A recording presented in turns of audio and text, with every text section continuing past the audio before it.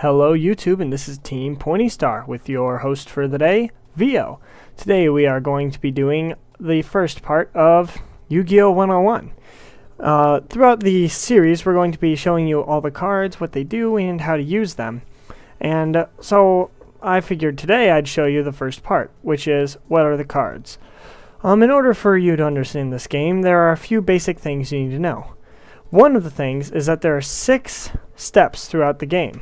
A draw phase where you draw for your turn, a standby phase where you can activate quick play spells and trap cards that have been on the field since your last turn, a main phase which allows you to normal summon or activate your spells and traps, a battle phase which lets you attack with your monsters, a second main phase which is the same as the first main phase, and an end phase which is where your turn ends and switches into your opponent's turn so they can repeat the cycle. Also, in this game you are allowed one normal summon. A normal summon is when you take a monster that is level 1, 2, 3, or 4 and just place it on the field. Another type of normal summon is if you have a monster already on the field and your monster is level 5 or level 6. You can send that monster to the graveyard as a tribute to tribute summon a Curse of Dragon. Tribute summons are treated as normal summons, and it is varying based on level 5 and 6 and 7 and above. If the monster is level 7, 8, 9, 10, and even if you have some rare higher level, the card is requiring of 2 tributes to normal summon this card. So, the way that the cards work is you normal summon one monster and move on with your turn, activating spells, and if you have traps from the previous turn, activating those. Let's get into the monsters. There are normal monsters. Normal monsters have no effect, and I guess I'll just really briefly describe a monster card. A monster card has at the top of the card its name, its attribute, which can be fire, water, wind, earth, light, and dark, and even divine if it's special. Its level, which is represented by orange stars, and its type, which in this case is fairy for the card Moki Moki. At the bottom of the card it says attack 300, defense 100.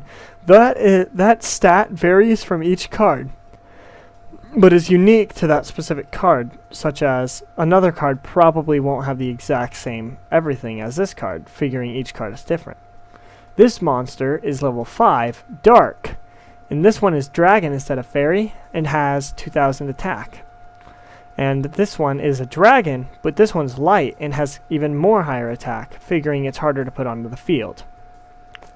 The next type of monster in a deck could be an effect monster. Effect monsters are monsters that have effects that either benefit you or hurt your opponent, or even in some strange cases might even end up hurting yourself.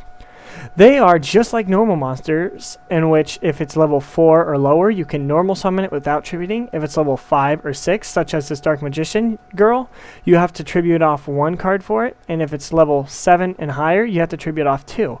But these cards have effects which completely can change gameplay, where you wouldn't expect it. The next kind of card that can be in a deck is a ritual monster. Ritual monsters require you to have the blue ritual card and a ritual spell card in your hand that match each other, such as this Magician of Black Chaos, which requires the black magic ritual to be in your hand to activate it. Ritual cards take monsters on the field and in your hand and sends them to the graveyard to special summon or ritual summon the ritual monster onto your side of the field. Ritual monsters are known for having decent to good attack and having some decent effects depending on the card. The next kind of card is a Gemini Monster. Geminis are special because they can count as normal monsters if you normal summon them 1 time, and if you can keep them on the field to normal summon them a 2nd time, they turn into effect monsters that gain strange effects, such as Neos Alias becoming just elemental hero Neos. Another type of monster is a tuner monster. Tuners are monsters that are used for synchro summoning. One of the harder aspects of this game, figuring you have to have a tuner that is a certain level and a monster that is a certain level, in which the levels add up to be exactly what you need, such as this level 3 tuner and this level 4 monster that is not a tuner equals 7, meaning you can summon a level 7 Synchro Monster. Tuners can be both effect monsters, and it can also be normal monsters, making it rather interesting with gameplay. The next type of card in this game will be a Toon type of card. Toon is a very special archetype which is different than normal because they have special abilities such as they can all attack directly if Toon World is on the field, but most of them die if Toon World is destroyed, such making it a very difficult type of card to use, and there are not very many Toon cards in the game. One of the last types of monsters is Union Monsters. Union Monsters are monsters that you have to normal summon, just like other monsters, and they can have effects which are both good and sometimes not as good. But the main aspect of these cards is they can be equipped or very similar to an equip card to a monster to give them either attack bonuses, effect bonuses, or make it so they won't die, and various other things, such as the gear frame can equip, and the equip monster, if it would die, this card would die instead. The last type of card is a spirit card. Spirit cards are special because they can have really good effects and they can have decent to good stats, but when this card is normal summoned, at the end phase of your turn, it is returned back to your hand, so you cannot use it until your next turn when you have to normal summon it a second time. That sums up all the monsters that could possibly be in your main deck. If you just search monster in the Yu-Gi-Oh! Pro thing, there are about 4,400 cards in this game. Some of them are just reprints of the same card with different arts, but some of them are completely different, such as this Rabid Dragon, Gogiga Gagigo, Spiritual Serpent, all these different cards that all look similar and all are similar in with stats and such, but all have their own benefits and weaknesses. Along with the way that this game works, there are spell cards. Spell cards are cards that can be activated on your turn during your main phase, with the exception of quick play cards, which can be activated during your standby phase, your draw phase, or even your opponent's turn, acting as both a regular spell card or even as a trap card. The regular spell card just activates and resolves a basic effect, such as the Dark Hole, destroy all monsters on the field, not being that difficult. A quick play spell card is one that generally tries to either counter or try to be faster than your opponent's cards, such as Mystical Space Typhoon, which is destroy one of your opponent's spell or trap cards. Well, it could be one of your own if you have effects, but it's generally used as your opponent puts a card face down, and so you can activate it on their turn before they can activate their trap to stop it.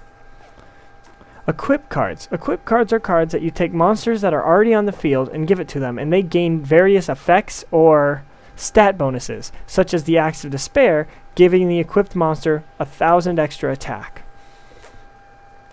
Another type of card is Ritual. The Ritual spell card generally goes hand in hand with the Ritual monster. This Ritual spell card is for a monster named Relinquished, and he is a level 1 monster, so you only need monsters up to or more than level 1 to get the Ritual monster out. Another type of spell are field spell cards. Field spell cards are put on the field and they stay there and try to affect both players, such as the Seal of Orichalco says the player who activates it gains 500 attack for all of their monsters, while the other opponent, or the person who did not activate it, cannot attack the weakest monster as a cost for letting the opponent put it on the field, such making field spell cards generally really good. The last type of spell card is another type of card that also stays on the field for a while. This one is continuous spell card. They generally try to stay on the field for as much of the game that it can be, but a lot of them have effects that say they can go to the graveyard. This one, the Valhalla Hall of the Fallen, this one says, once per turn, if you control no monsters, you can special summon a fairy monster from your hand. Going back to that, you're allowed one normal summon, so you gotta have other ways to get monsters onto the field, such as the special summoning. The last type of card that can be in the main deck are traps. Traps come in 3 different forms. A regular trap, which is you set it on your turn, and you can activate it on your opponent's turn when they do something, and it'll try and stop it, or you can just activate it whenever. A continuous trap card. This card is a little slower, meaning when you activate it, your opponent can chain cards like Mystical Space Typhoon to stop its effects, but it not always happens that way. Since this one targets a monster in your graveyard and special summons it, while a card like Mystical Space Typhoon would destroy this before it could. The last type of card is a counter trap card. Counter trap cards do what the name implies and tries to counter or stop either other cards that you use or other cards your opponent uses, so that way no positives come to your opponent and not very many negatives come to you. This card says, when a trap card is activated, pay 1,000 life points, negate the activation, and destroy it. Like if I had normal summoned my Machina gear frame and my opponent used their trap hole, and I did not want to lose that gear frame, I can activate my 7 tools of the bandit to keep him from dying. That sums up all the monsters in the main deck that can be, or all the cards in the main deck that can be used. And let's move on to the extra. Extra deck can have 3 different kinds of cards with a maximum limit of 15. The first type of card is a fusion card. Fusion cards have on the cards listed what they need. This card, the Blue Eyes Ultimate Dragon, requires you to have 3 Blue Eyes White Dragon, either in your hand or on the field, and they must be fused together with a card called Polymerization, which I'll pull up on the side really quickly for you. While I'm doing that, the fusion monsters generally have some really good effects, such as they can generally do stuff like have really good attack or have strange effects that nobody's really expecting, such as with this Blue Eyes having really, really high attack, or this YZ tank saying discard 1 card from your hand to destroy a face-down monster on your opponent's side of the field.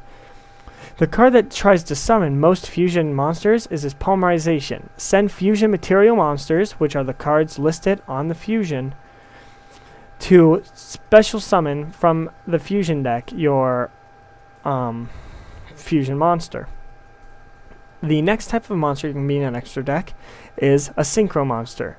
Synchro Monsters require tuners and non-tuners to make the monster, such as this Black Rose Dragon requires a tuner and a non-tuner. But the catch is the levels of the tuner and the non-tuner must be equal to the level of this, such as this level 3 tuner and this level 4 non-tuner will equal 7, which is the level of the Black Rose Dragon.